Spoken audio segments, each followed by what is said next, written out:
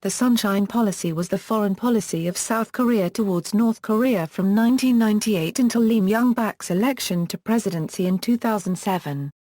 Since its articulation by South Korean President Kim Dae-jung, the policy resulted in greater political contact between the two states in some historic moments in inter-Korean relations. The two Korean summit meetings in Pyongyang which broke ground, several high-profile business ventures, and brief meetings of family members separated by the Korean War. In 2000, Kim Dae-jung was awarded the Nobel Peace Prize for his successful implementation of the Sunshine Policy. Overview: the main aim of the policy was to soften North Korea's attitudes towards the South by encouraging interaction and economic assistance. The national security policy had three basic principles: no armed provocation by the North will be tolerated, the South will not attempt to absorb the North in any way, the South actively seeks cooperation. These principles were meant to convey the message that the South does not wish to absorb the North or to undermine its government. Its goal was peaceful coexistence rather than regime change. Kim's administration also outlined two other major policy components. The first was the separation of politics and economics. In practice, this meant that the South loosened restrictions on its private sector to invest in North Korea, limiting its own involvement essentially to humanitarian aid. This was initially meant both to improve the North's economy and to induce change in the North's economic policy, though the latter goal was later de-emphasized. The second component was the requirement of reciprocity from the North.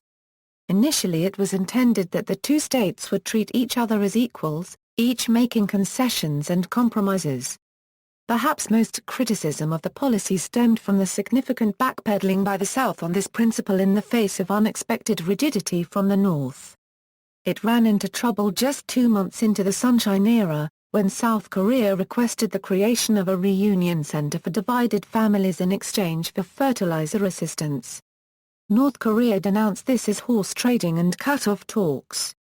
A year later the South announced its goal would be flexible reciprocity based on Confucian values.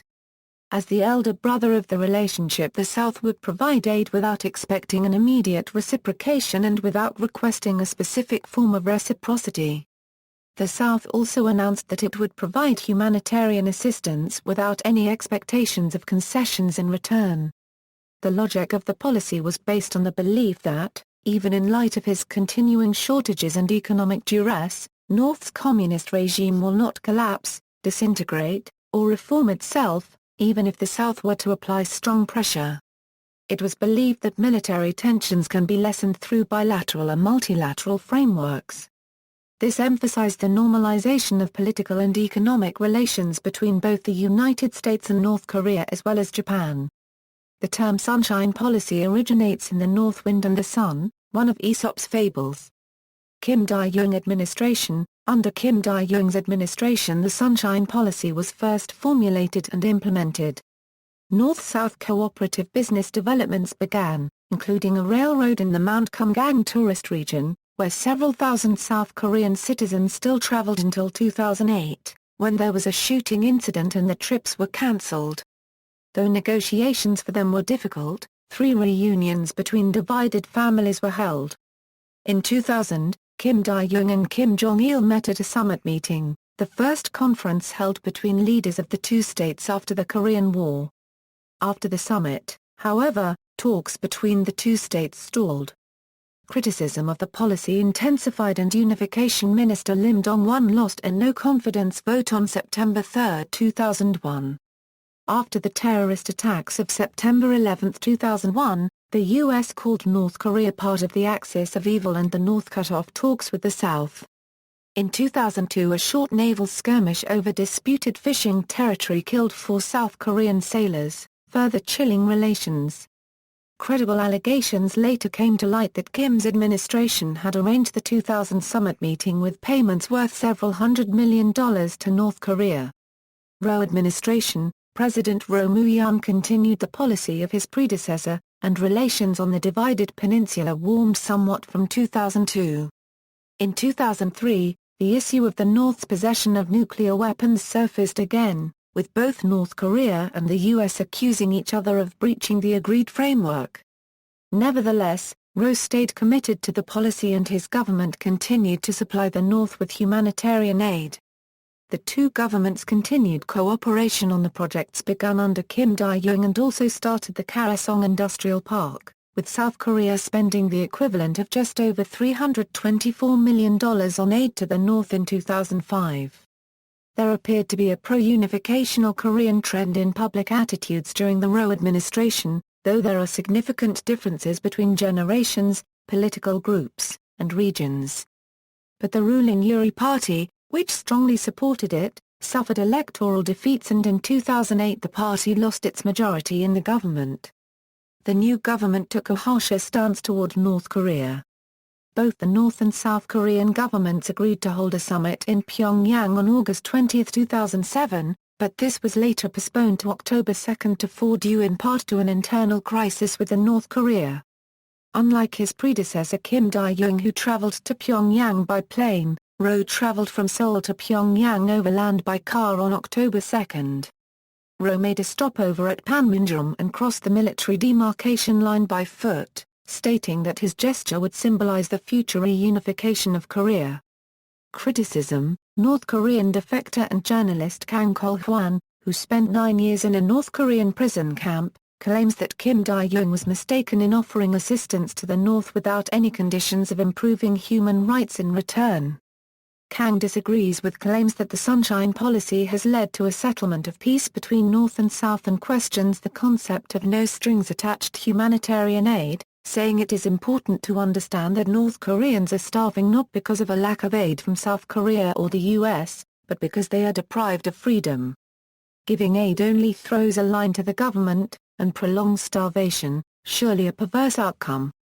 Some critics of the Sunshine Policy contend that rather than increasing the chances of reunification or undermining the regime in North Korea, it has been used instead for political gain in domestic politics in the South. They point to what they say are the continuing provocations and criminal activities committed by the North, such as the 2002 sea battle that left several South Korean sailors dead, the counterfeiting of American money, and what they call the North's general unwillingness to reciprocate Seoul's gestures of goodwill, as evidence that the North is interested only in receiving money and aid to prop up the communist regime. Critics also believe that, in exchange for providing humanitarian aid, the South should demand that the North return detained South Korean citizens and the remains of POWs from the Korean War. Some see the Kaesong Industrial Park as merely a way for large South Korean companies to employ cheaper labor. Many South Korean conservative-leaning observers see the weakening of the U.S.-South Korea alliance as being due in large part to the Sunshine Policy. They say it has led the South to favor the North's interests over those of its ally the United States and that it leads South Korean politicians to unreasonably mute or censor criticism of the North and even to ignore the sacrifices of its own soldiers so as to avoid upsetting the North. They say that this is harmful to the South's national interest in being allied with the United States, and actually damages the chances for a smooth and peaceful reunification. Internationally and at home, the South Korean government has been criticized for repeatedly abstaining from United Nations votes condemning the North's human rights record. The government defends the abstentions by citing the special character of inter-Korean relations. Conspiracies have been alleged about South Korea's motivations for this policy. One North Korean defector who worked on weapons systems claimed that South Korean intelligence wanted to suppress his story, because it would shed a bad light on the policy. According to the Wall Street Journal, several U.S. senators believe his story. Legacy and End. On October 9, 2006, before the nuclear and missile tests, South Korea suspended aid shipments to the North and put their military on high alert status. There was much concern regarding how South Korea can maintain a cooperative policy towards the North when such provocative acts occurred. Nonetheless, the government of South Korea insisted that at least some aspects of the Sunshine Policy, including the Mount Gonggang tourist region and the Kaesong industrial region would continue. From March 2008, however, the new president of the South, Lee Myung-bak and his party took a more realistic stance to North Korea, and the South Korean government stated that any expansion of the economic cooperation at the Kaesong industrial region would only happen if the North resolved the international standoff over its nuclear weapons.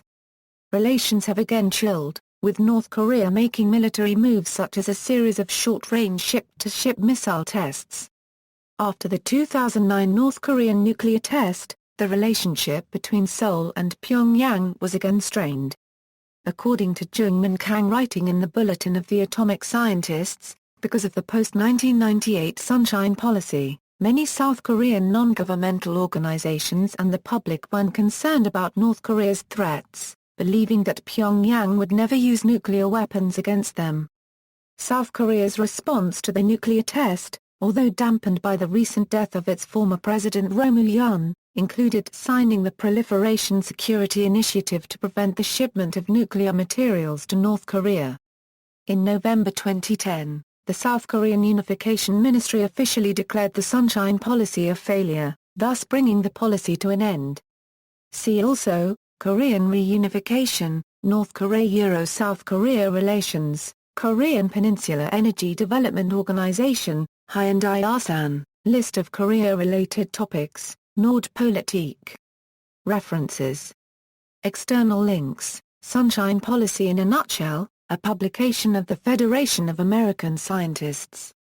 Sunshine Policy Warms Old Rivals, The Guardian, June 10, 2000, The Bush Administration and the Korean Peninsula, interview with Dr. Soo Sang-mook, Stanford Journal of East Asian Affairs, Spring 2001, Volume 1. Terrorism Eclipses the Sunshine Policy, Inter-Korean Relations and the United States, Asia Society, March 2002, The Cost of Sunshine, Time, February 3, 2003, excerpt from Rand Corporation monograph, Despite U.S. Attempts, End Korea Anything But Isolated, Washington Post, May 12, 2005, No Sunshine Yet Over North Korea, Asia Times, May 13, 2005, South Korea formally declares end to Sunshine Policy, Voice of America, November 18, 2010. Further reading, Oberdorfer, Don. The Two Koreas, A Contemporary History. Addison Wesley, 1997, 472 pages, ISBN 0-201-40927-5, Levin, Norman D. Shape of Korea's Future, South Korean Attitudes Toward Unification and Long-Term Security Issues. Rand, 1999, 48 pages, ISBN 0-8330-2759-X.